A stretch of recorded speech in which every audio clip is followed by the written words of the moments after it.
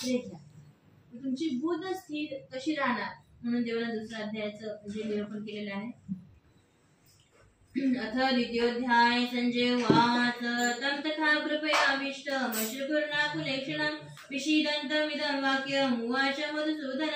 श्रीभगवानुवाच कुतस्त्वाकस्मलमिदं विषमे समुपस्थितमनार्यजुष्टमस्वर्गं कीर्तिं कर्म अर्जुन.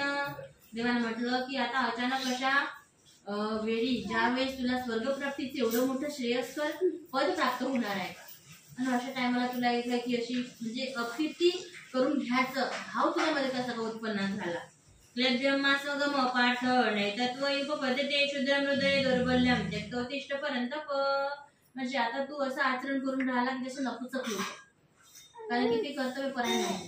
जसे आपण कर्तव्य करू शकतो, स्त्री आहोत पुरुष आहोत, पण नपुसक लिंग असं आहे आणि तू असा आश्रय घेतला, तू अशा व्यक्तीचा तू म्हणजे सोंग धारण करण्याचा प्रयत्न केला म्हणून देवाने त्याला काय म्हटलं, क्लेब्य म्हटलं. म्हणजे तू नपुसकासारखं गोष्टी करू नको, कारण की आता आणीबाणीची गोष्ट झालेली. एक वेळ शंखनाद झाल्यानंतर युद्ध अटळ आहे, मरो का तरो. एकदा शंखनाद झाल्यानंतर युद्ध टळू शकत नाही, ते करावंच लागत. आणि शंखनाद झाल्यानंतरची हा सर्व उपदेश आहे. अर्जुनवाच कथं भीष्मं संख्ये द्रोणंच मधुसूदन ईशुभी प्रतियोस्यामी पूजा हा वरिसूदन. अर्जुन मोठ्या थाटाने म्हणत आहे, देवा रे देवा, हे जे भीष्म आहे, हे द्रोण आहे, हे माझ्यासाठी काय आहे, पूजनार्थ आहे, म्हणजे मी पूजनीय आहे माझ्यासाठी.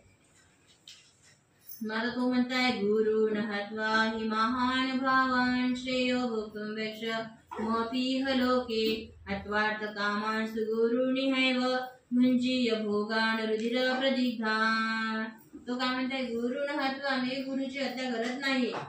महान भावान, हे महान अनुभव घेणारे लोक आहेत आणि यांनी आम्हाला मार्गदर्शन केले लोक आहेत. अशा लोकांची आम्ही हत्या कशी करू. श्रेय भोक्तुं वैक्षमपीह लोके, अशा लोकांची हत्या करून आम्ही पदावर बसण्यापेक्षा वैक्षमपीह लोके, आम्ही भिक्षा मागून जगू. बाकीचे दिवस आम्ही काढले, कसे काढू आम्ही.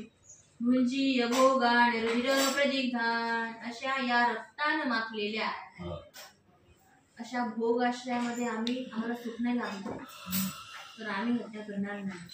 न चेतुदिद्म कद्रन्न करियो यद्वाजे मैरिवानो जयेयो यानेव हत्वाने जीजीविषाम सेवसिता प्रमुखे धातराष्ट्रा कार्पण्य दोषोपहत स्वभाव पृच्छामि त्वां धर्मसम्मूढचेता यच्छ्रेयस्यान्निश्चितं ब्रूहितं मे शिष्यस्तं शादिमां तं प्रपन्नम्. आता तो म्हणत आहे की मी आपल्या आप्त स्वजनांचा हत्या केली तर मला कार्पण्य दोष लागेल.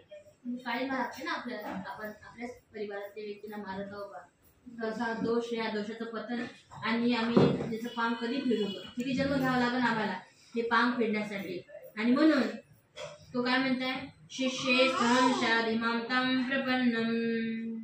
आता जे मला श्रेयस्कर आहे, तुमचा शिष्य बनतो की मला तुम्ही थोडंसं मार्गदर्शन करा, तुम्ही सांगा तुम्ही जे बोलत आहात ते खोटं बोलत आहात की खरं बोलत आहात. आणि म्हणून नहि प्रपश्यामि ममापनुद्याद्यक्षणमिंद्रियाणाम् अवाप्य भूमा वसपद्म मृदं राज्यं सुराणामभिचाधिपत्यं.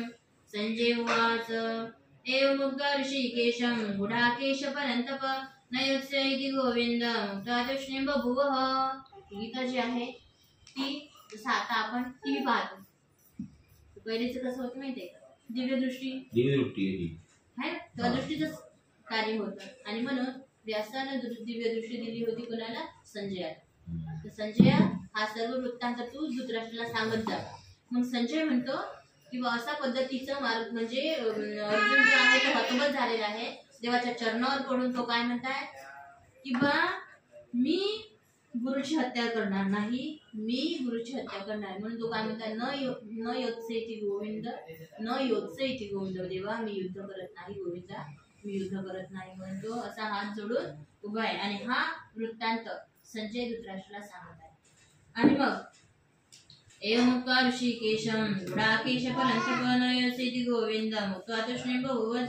तमुवाच ऋषिकेश प्रहसन्निव भारत सेनयोरुभयोर्मध्ये विषीदन्तमिदं वच.